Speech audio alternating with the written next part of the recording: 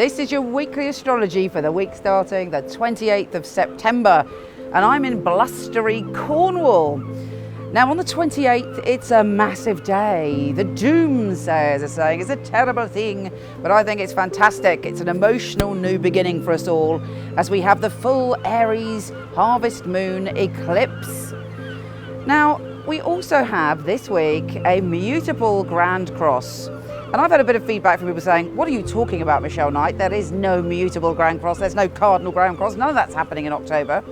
And this is the perfect day for me to explain the way that I do astrology.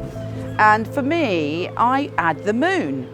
Oddly, a lot of astrologers don't, but I believe particularly in this crucial time, it's essential for us to include the moon. The moon is all about our emotions and our soul development, and it's not something to be left out.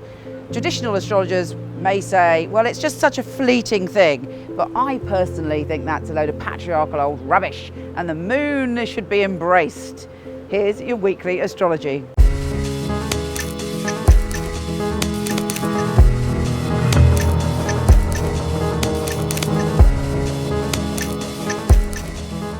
Virgo, the supermoon is eclipsed in your position of sex and power, obsession and powerlessness and money and all things primal.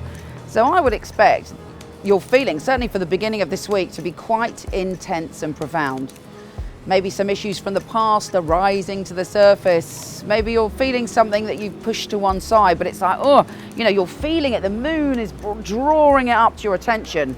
But the good news is the eclipse is going to help you, release that energy if you make a commitment to do so.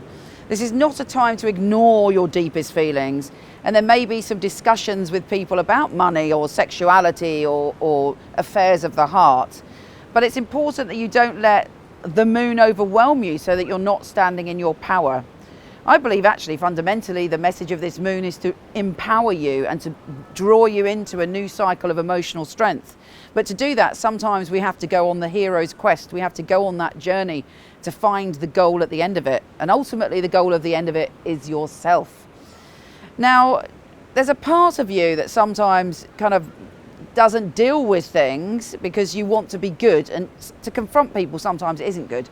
But this Mutable Grand Cross is saying to you, okay, it's time to step forward and say what you think. And I believe, even though it's a tricky time, ultimately by the end of this week, you'll be feeling that you've achieved something, that you've confronted something, that you've dealt with something that probably you've been meaning to deal with for a long time.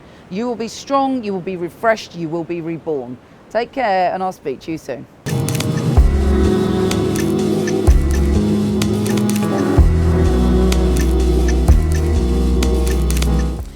I hope you enjoyed this month's astrology. I have to say, it's such an important month that I highly recommend you going to horoscope.co.uk, where I've got full written details about what's going on.